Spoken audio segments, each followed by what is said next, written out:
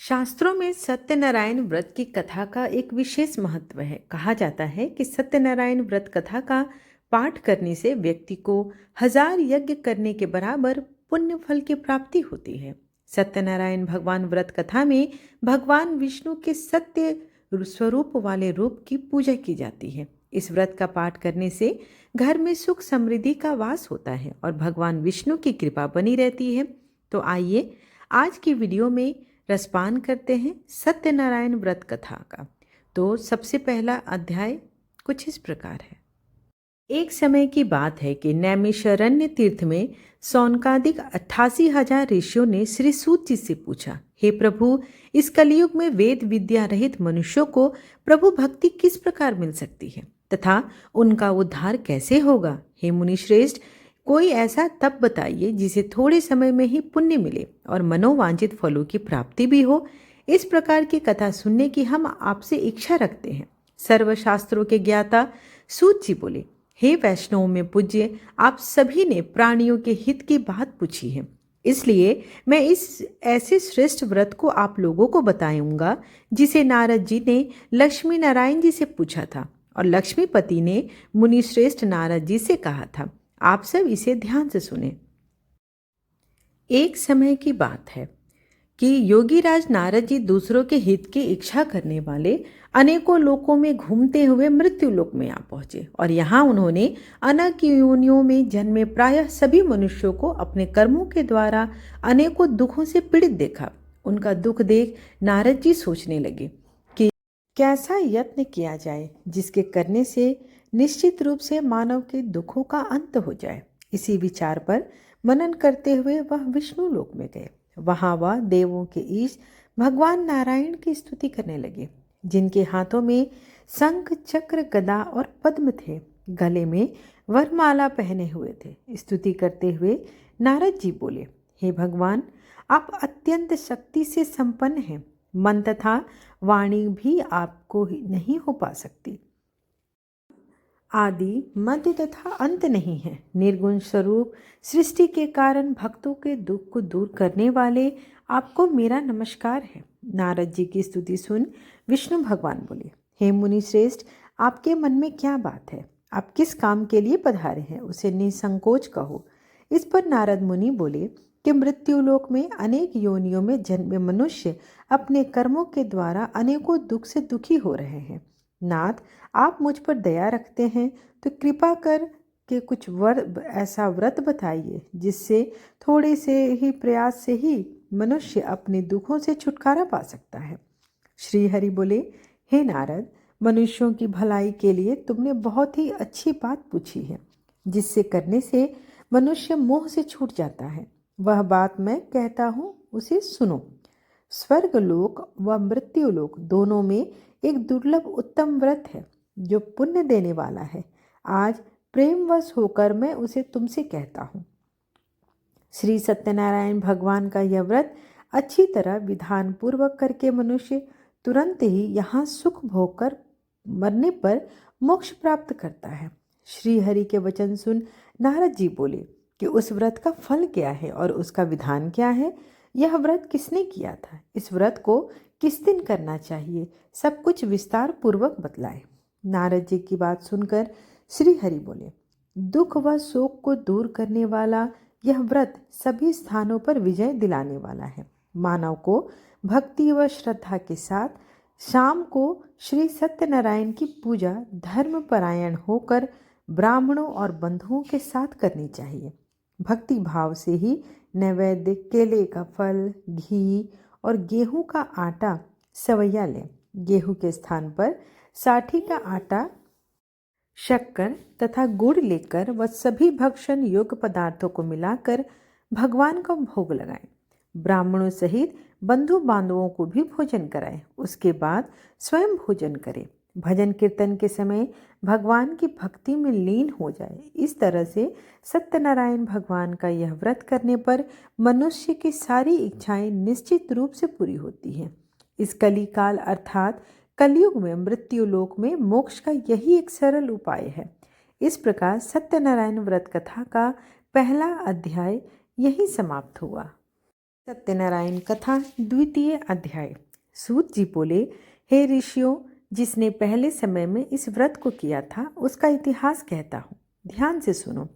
सुंदर काशीपुरी नगरी में एक अत्यंत निर्धन ब्राह्मण रहता था। भूख प्यास से परेशान वह धरती पर घूमता रहता था।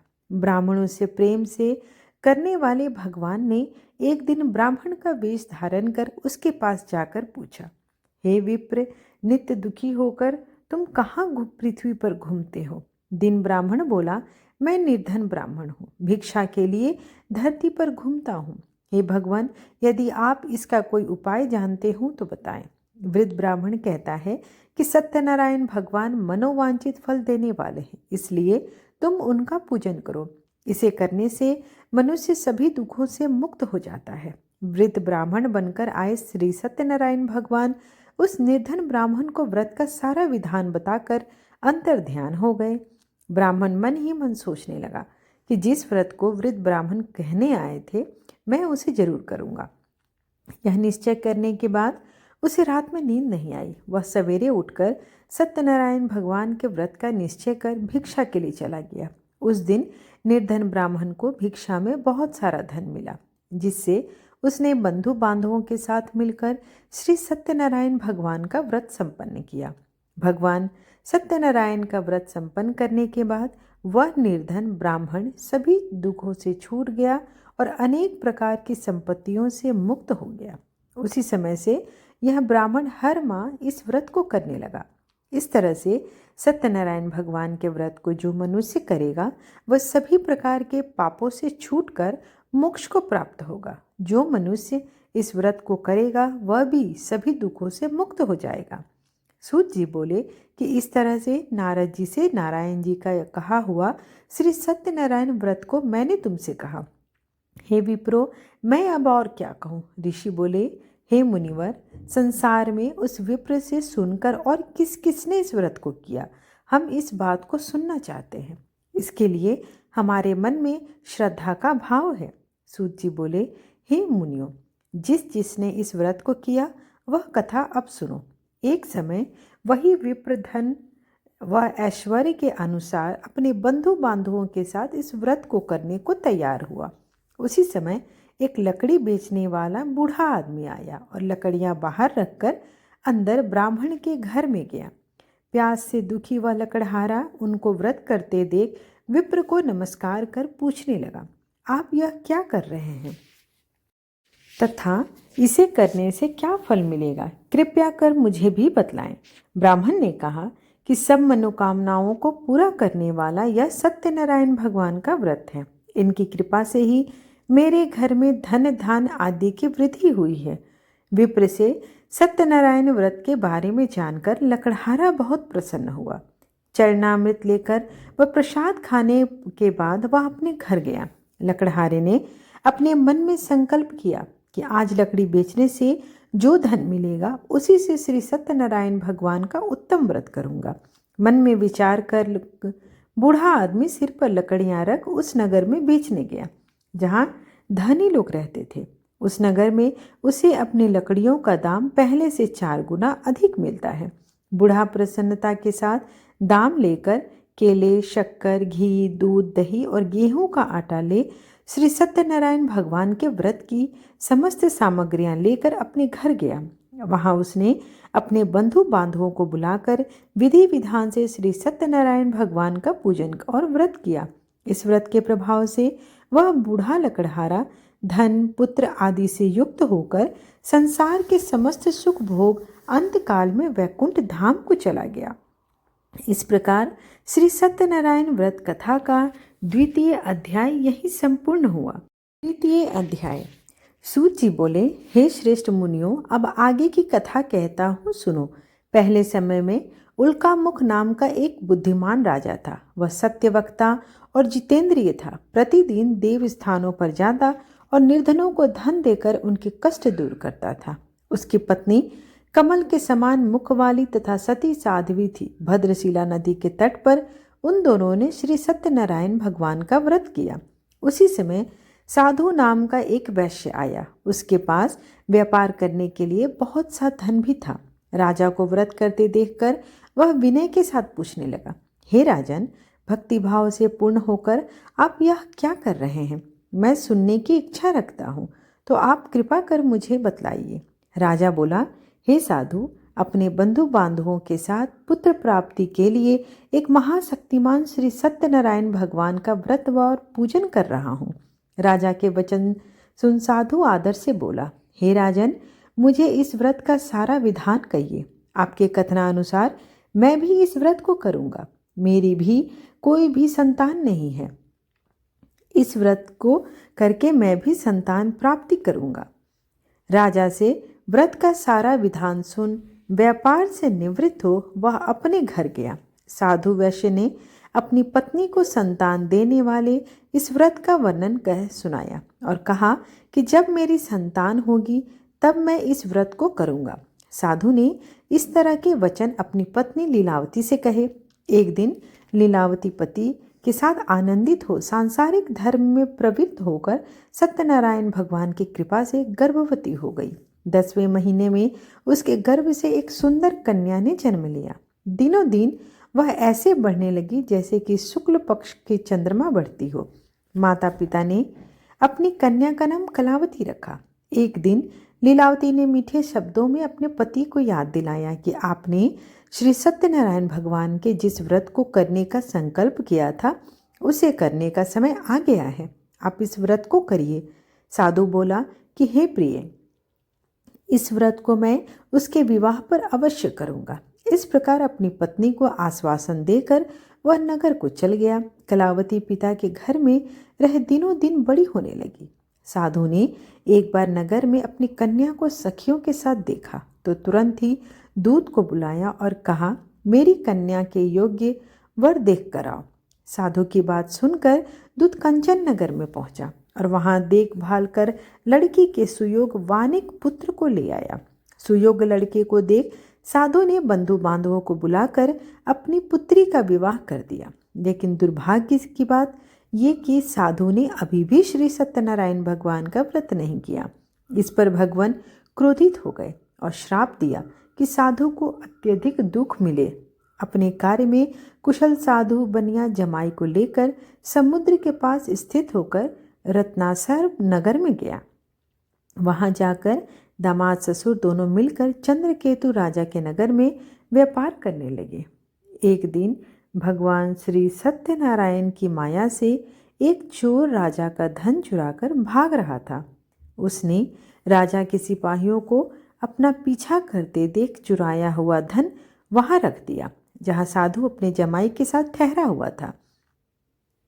राजा के सिपाहियों ने साधु वैश्य के पास राजा का धन पड़ा देखा तो वह ससुर जमाई दोनों को बांधकर प्रसन्नता से राजा के पास ले गए और कहा कि उन दोनों चोरों को हम पकड़ लाए हैं और आप आगे की कार्यवाही करें।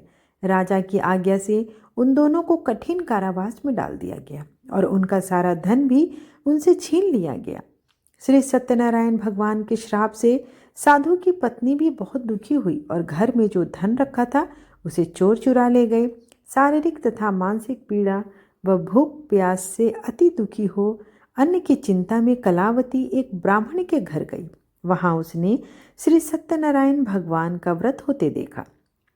फिर कथा भी सुनी। वह प्रसाद ग्रहण कर रात को घर वापस आई। माता ने कलावती से पूछा कि हे पुत्री, अब तक तुम कहाँ थी? तेरे मन में क्या है? कलावती ने अपनी माता से कहा, हे माता, मैंने एक ब्राह्मण के घर में श्री सत्यनारायण भगवान का व्रत देखा है। कन्या के वचन सुन लीलावती भगवान के पूजन की तैयारी करने लगी। लीलावती ने परिवार व बंधुओं सहित श्री सत्यनारायण भगवान का पूजन किया और उनसे वर मांगा कि मेरे पति तथा जमाई शीघ्र घर आ जाएं। साथ ही यह भी प्रार्थना की कि हम सबका अपराध क्षमा करें। श्री सत्यनारायण भगवान इस व्रत से संतुष्ट हो गए और राजा चंद्रकेतु को सपने में दर्शन देकर कहा, हे राजन, तुम उन दोनों को वैश्यों को छोड़ दो और तुमने उनका जो धन लिया है उसे वापस कर दो। अगर तुमने ऐसा नहीं किया तो मैं तुम्हारा सारा धन, राज्य, संतान सभी को नष्ट कर दूंगा। राजा को यह सब कहकर भगवान अंतर्ध्यान हो गए। काल राजा सभा में अपना सपना सुनाया। फिर बोले कि वाणिक पुत्रों को कैद से मुक्त कर दो और सभा में ले आओ। दोनों ने आते ही राजा को प्रणाम किया और राजा मीठी वाणी में बोला, हे महानुभाव, भाग्यवश ऐसा कठिन दुख तुम्हें प्राप्त हुआ है, लेकिन अब तुम्हें कोई भय नहीं। ऐसा कहकर राजा ने उन दोनों को नए वस्त्र और आभूषण भी पहनाए और जितना धन उनका लिया उससे दुगना धन वापस कर दिया। दोनों वैश्य अपने घर की ओर चल दिए। इस प्रकार श्री सत्यनारायण व्रत कथा का तृतीय अध्याय यही संपूर्ण हुआ। चतुर्थो अध्याय। सूत जी बोले, वैश्य ने मंगलाचार कर अपनी यात्रा आरंभ की और अपने नगर की ओर चल दिया। उनके थोड़ी दूर जाने पर एक दंडी वेशधारी श्री सत्यनारायण ने उनसे पूछा, हे साधु, तेरी नाव में क्या है? अभिमानिक वणिक हंसता हुआ बोला, हे दंडी, आप क्यों पूछते हैं? क्या धन लेने की इच्छा है? मेरी नाव में तो बेल व पत्ते भरे हुए हैं। वैश्य के कठोर वचन सुन भगवान बोले, तुम्हारा वचन सत्य हो। दंडी ऐसे वचन कह वहां से दूर चले गए।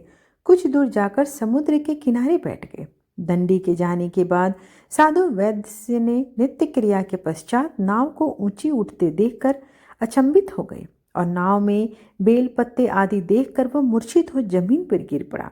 मूर्छा खुलने पर वह अत्यंत शोक में डूब गया। तब उसका दामाद बोला कि आप शोक न करिए, यह दंडी का श्राप है, इसलिए हमें उनकी शरण में ही जाना चाहिए, तभी हमारी मनोकामना पूर्ण होगी। दामाद की बात सुनकर वह दंडी के पास पहुंचा और अत्यंत भक्ति भाव से नमस्कार करके बोला, मैंने आपसे जो असत्य कहा उन वचनों के लिए मुझे क्षमा करें। ऐसा कहकर महान शोकातुर होकर रोने लगा। तब दंडी भगवान बोले, हे वणिक पुत्र, मेरी आज्ञा से ही तुझे बार बार दुख प्राप्त हो रहा है। तू मेरी पूजा से विमुख हुआ। साधु बोला, हे भगवान, आपकी माया से ब्रह्मा आदि देवता भी आपके रूप को नहीं जानते, तब मैं अज्ञानी कैसे जान सकता हूँ? आप प्रसन्न हो जाइए। अब मैं सामर्थ्य के अनुसार आपकी पूजा करूँगा। मेरी रक्षा करो और पहले के समान नौका में धन भर दो। साधु वैश्य के भक्तिपूर्वक वचन सुनकर भगवान प्रसन्न हो गए और उसकी इच्छा अनुसार वरदान देकर अंतर्ध्यान हो गए। ससुर जमाई जब नाव पर आए तो नाव पर धन से भरी हुई थी। फिर वहीं अपने अन्य साथियों के साथ सत्यनारायण भगवान का पूजन कर अपने नगर को चल दिए। जब वे नगर के नज़दीक पहुंचे तो दूत को घर पर खबर देने के लिए भेजे।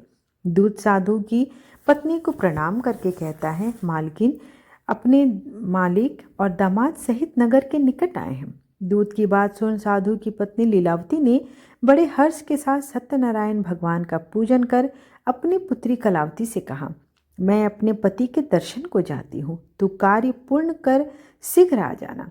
माता के ऐसे वचन सुनकर कलावती जल्दीबाजी में प्रसाद छोड़ दिया और अपने पति को देखने चली गई। प्रसाद की अनादर होने के कारण श्री सत्यनारायण भगवान रुष्ट हो गए और नाव सहित उसके पति को पानी में डुबो दिया। कलावती अपने पति को वहां न पाकर रोती हुई जमीन पर गिर पड़ी। नौका को डूबा हुआ देख व कन्या को रोता देख साधु दुखी होकर बोला कि हे प्रभु, मुझसे तथा मेरे परिवार से जो भूल हुई है उसे क्षमा करें।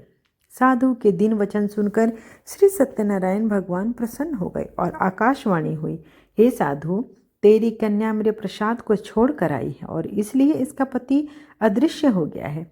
यदि वह घर जाकर प्रसाद खाकर लौटती है तो इसका पति अवश्य मिलेगा।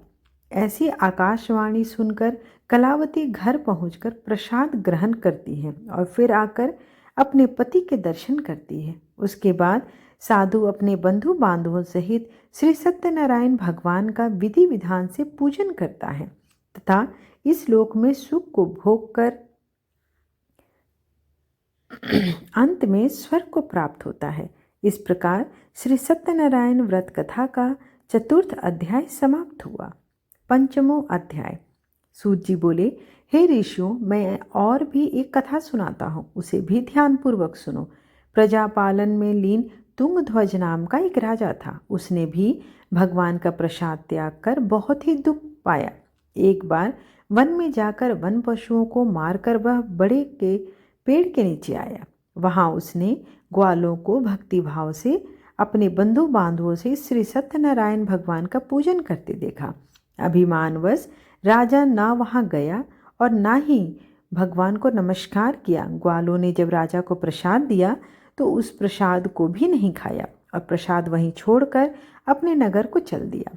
जब वह नगर में पहुंचा तो वहाँ सब कुछ तहस नहस हुआ पाया, तो वह शीघ्र ही समझ गया कि यह सब भगवान ने ही किया है। वह दोबारा ग्वालों के पास पहुंचा और विधि पूर्वक पूजा करके प्रसाद खाया। तो श्री सत्यनारायण भगवान की कृपा से सब कुछ पहले जैसा हो गया। दीर्घ काल तक सुख भोगने के बाद मरने के उपरांत उसे स्वर्गलोक की प्राप्ति हुई। जो मनुष्य परम दुर्लभ इस व्रत को करेगा तो भगवान श्री सत्यनारायण की अनुकंपा से उसे धन्य धान्य की प्राप्ति होगी। निर्धन धनी हो जाता है और भय मुक्त हो जीवन जीता है। संतानहीन मनुष्य को संतान की प्राप्ति होती है और सारे मनोरथ पूर्ण होने पर मानव अंतकाल में वैकुंठ धाम को जाता है। सूत जी बोले, जिन्होंने पहले इस व्रत को किया अब उनके दूसरे जन्म की कथा कहता हूँ। वृद्ध सतानंद ब्राह्मण ने सुदामा का जन्म लेकर मोक्ष की प्राप्ति की। लकड़हारे ने अगले जन्म में निषाद राजगुह बनकर मोक्ष की प्राप्ति की। उल्का मुख नाम का राजा दशरथ होकर वैकुंठ गए और साधु नाम के वैश्य ने मोर ध्वज बनकर अपने पुत्र को आरे से चीरकर मोक्ष पाया। महाराज तुंगध्वज ने स्वयंभू होकर भगवान में भक्ति युक्त हो कर्म कर मोक्ष पाया। इस प्रकार श्री सत्यनारायण व्रत कथा का 5वां अध्याय यहीं समाप्त हुआ। प्रेम से बोलिए श्रीमन नारायण श्री सत्यनारायण भगवान की जय। ओम जय लक्ष्मी रमणा स्वामी जय लक्ष्मी रमणा सत्यनारायण स्वामी जनपातक हरणा जय लक्ष्मी रमणा रतन जड़ित सिंहासन अद्भुत छवि राजे नारद करत निरंजन घंटा ध्वनि बाजे जय लक्ष्मी रमणा प्रगट भई कलि कारण द्विज को दरस दियो बूढ़ो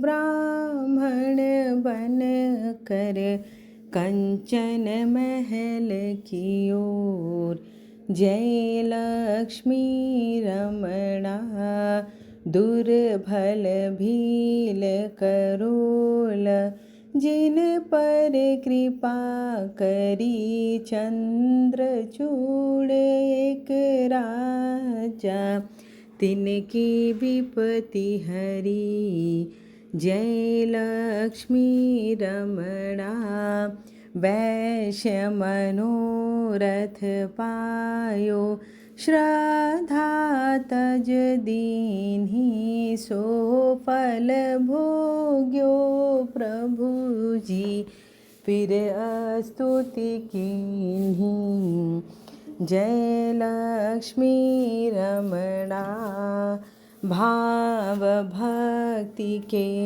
कारण क्षीण क्षीण रूप धरो श्रद्धा धारण कीन्ही तिनको काज सयो जय लक्ष्मी रमणा ग्वाल बाल संग राजा वन में भक्ति करी मन वांछित फल दीन हो दीन दयाल हरि जय लक्ष्मी रमणा चढ़त प्रसाद सवायो कदली फल मेवा धूप दीप तुलसी से राजी सतदेवा जय लक्ष्मी रमणा सत्यनारायण जी की आरती। जो कोई नर गावे कहत शिवानंद स्वामी, सुख संपत्ति पावे। जय लक्ष्मी रमणा, श्री जय लक्ष्मी रमणा। त्वमेव माता च पिता त्वमेव बन्धु च सखा त्वमेव वेद्या द्रविणं त्वमेव सर्वं मम देव देव। आशा करती हूँ कि आपको आज की वीडियो पसंद आई हो। वीडियो पसंद आए, मेहनत पसंद आए तो आप वीडियो को लाइक अवश्य करें और चैनल को सब्सक्राइब अगर नहीं किया है तो उसे कर लें। धन्यवाद।